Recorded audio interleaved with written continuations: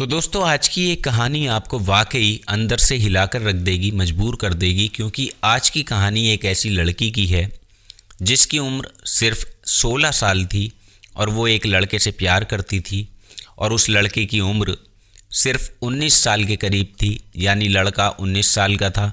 लेकिन जिससे ये प्यार करती थी उस लड़के की सगाई जो है वो कहीं और होने लगती है और उसके घर में शादी की बात चल रही थी और साथ ही इस लड़की की भी शादी की जो बात थी वो कहीं और चल रही थी। और इसी वजह से लड़की कुछ ऐसा कदम यहाँ पर उठा लेती है जो उसकी पूरी ज़िंदगी पर भारी पड़ जाता है। यानी लड़की अपने प्रेमी के साथ जिससे वो प्यार करती थी घर से भाग जाती है और यहाँ रास्ते पर कुछ 3 आदमियों ने उसके प्रेमी के सामने उसके साथ ऐसी वारदात की, ऐसी गंदी हरकत की कि लड़का कुछ नहीं कर पाया और वो सिर्फ देखता रहा। तो चलिए आज इसी कहानी के बारे में जानेंगे, पूरी कहानी में बने रहिएगा। और इस घटना का जो ताल्लुक़ है वो जोधपुर शहर से है, जिसकी शुरुआत होती है अजमेर से। ये वाक़या जुलाई 2023 का है। अजमेर की एक 16 साल की लड़की जिसके पिता की जो है वो डेथ हो चुकी थी और परिवार के नाम पर बस सिर्फ एक भाई था और एक भाभी थी जिनके साथ वो अपनी ज़िंदगी जी रही थी खुशी खुशी। मगर इसके भैया भाभी ने अपनी मर्ज़ी से इस लड़की की शादी किसी और लड़के से तय कर दी थी, जबकि ये लड़की किसी और लड़के से प्यार करती थी और उसी से ये शादी भी करना चाहती थी। लेकिन भैया भाभी को ये कतई मंजूर नहीं था। वो ज़ोर ज़बरदस्ती से उसकी शादी कहीं और पर करवा रहे थे, जिससे तंग आकर लड़की ने ये फ़ैसला किया कि वो अपने प्रेमी के साथ भाग जाएगी, नहीं तो घर वाले उसकी शादी जो है कहीं और करवा देंगे अपनी पसंद से। और ऐसे ही होता है। एक दिन जब उसके प्रेमी का जन्मदिन था तो ये ख़ास उसी दिन उससे मिलने के लिए जाती है और पहले से ही ये प्लान करके आती है कि यहाँ लड़के के साथ वो कुछ वक्त बिताकर यहाँ से दोनों मिलकर फ़रार हो जाएंगे, क्योंकि उसकी ख्वाहिश थी वो पूरी ज़िंदगी अपने प्यार के साथ जीना चाहती थी। हालांकि वो लड़का इससे एक साल क्या कई साल बड़ा था, 19 साल का था वो, 2-3 साल बड़ा था। दोनों ही एक दूसरे से बहुत प्यार भी करते थे, दोनों ने साथ मरने जीने की कस्में भी खा ली थी। लेकिन इससे पहले की कस्में पूरी होती वो वहाँ तक पहुँचने की नौबत ही नहीं आई। यानी यहाँ लड़की की एक छोटी सी गलती की वजह से इन दोनों का प्यार कुछ इस तरह परवान चढ़ा कि जैसे ही लड़की लड़के के साथ भागती है, फ़रार होती है, ये अपने शहर से निकलकर जोधपुर पहुंच जाते हैं, जहां इन्होंने महामंदिर इलाके में कृष्णा गेस्ट हाउस में एक कमरा लिया। समय जो है वो काफ़ी हो चुका था, यानी सफ़र ही सफ़र में इनका पूरा दिन निकल चुका था, इसलिए अब इनको ठहरना था। जब ये गेस्ट हाउस में पहुंचते हैं वहां का मैनेजर उनसे आईडी प्रूफ मांगता है और आईडी के नाम पर उनके पास कुछ नहीं था, कोई पेपर नहीं थे, आधार कार्ड नहीं था। दरअसल ये अचानक ही घर से भाग कर आए थे, जिसकी वजह से उनके पास कोई भी ऐसी आईडी प्रूफ नहीं थी और साथ ही इन्होंने अपने मोबाइल को भी फ़्लाइट मोड पर रखा हुआ था ताकि इनको कोई कॉल ना कर पाए या कोई लोकेशन कवर ना हो इनकी।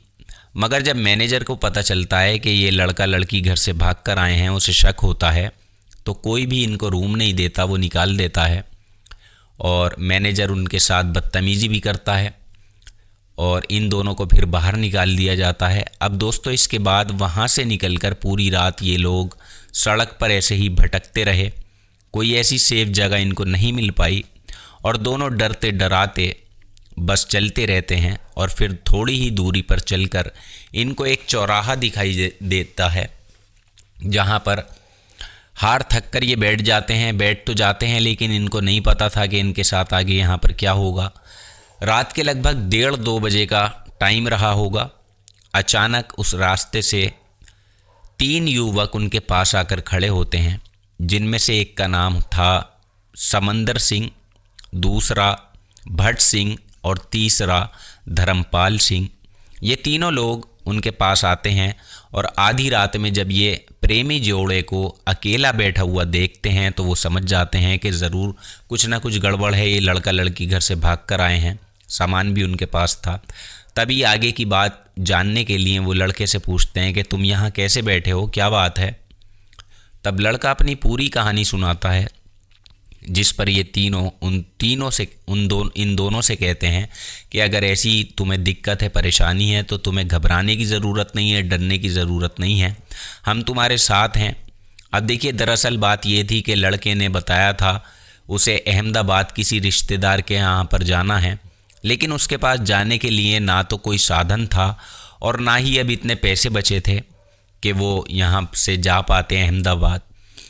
अब वो उनसे कहते हैं तुम यहाँ से बस पकड़कर बिल्कुल मत जाना, क्योंकि अगर तुम बस से जाओगे तो तुम्हारा काफ़ी किराया भी लगेगा, रात भी काफ़ी हो गई है, और ऐसा भी हो सकता है कि शायद पुलिस भी तुम दोनों को पकड़ ले, बस में देख ले, तो कुछ भी हो सकता है। लेकिन तुम्हें परेशान होने की ज़रूरत नहीं है, अब हम तुम्हारी मदद करेंगे।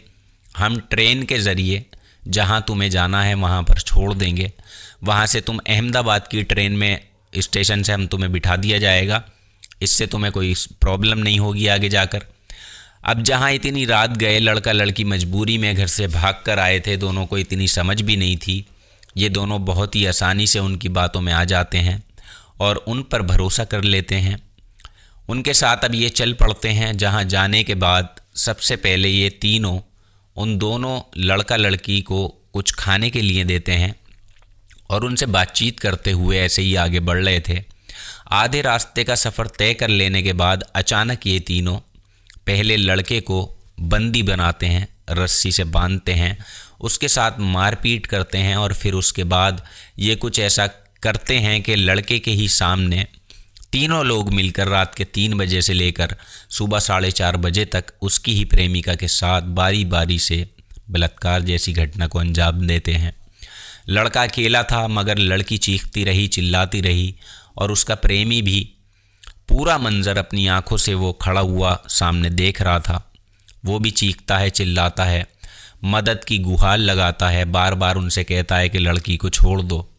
लेकिन इन तीनों के कानों तक ना तो लड़के की आवाज़ पहुंच रही थी और ना ही लड़की की चीखों की आवाज़ सुन रहे थे वो।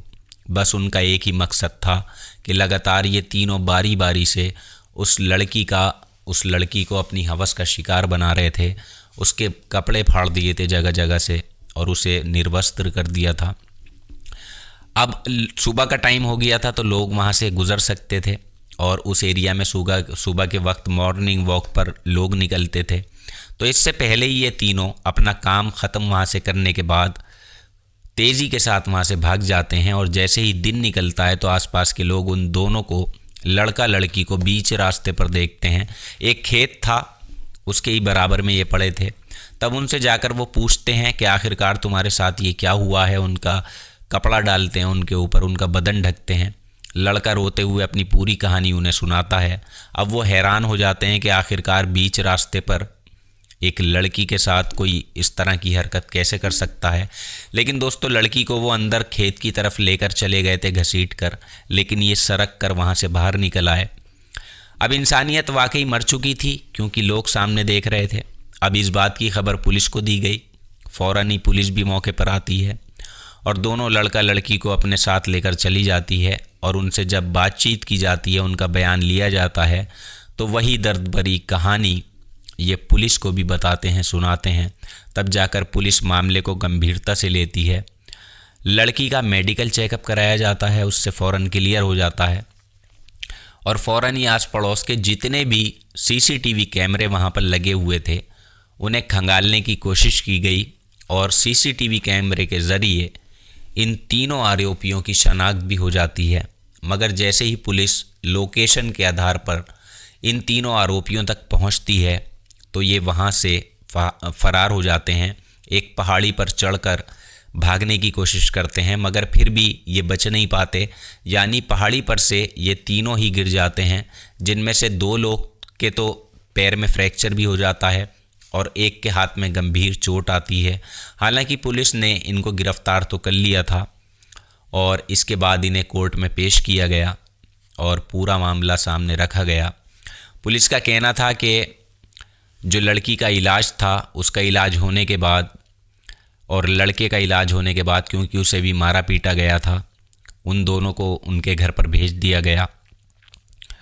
और साथ ही उनके परिवार वालों से भी ये बात कही गई कि किसी पर भी दबाव ना डालें आप। हालांकि वो नाबालिग थी और 18 साल की जब वो हो जाती तो उसकी शादी कर दी जाती, लेकिन फिर भी पुलिस ने घर वालों को समझाने की कोशिश की। लड़के के भी घर वालों से बात की, लड़की के घर वालों से भी बात की, और इन तीनों को अपने जो इन्होंने कर्म किया था, जो दुष्कर्म किया था, इसकी सज़ा कोर्ट ने इन्हें सुना दी और बहुत जल्दी ही इस केस का फैसला भी हो गया।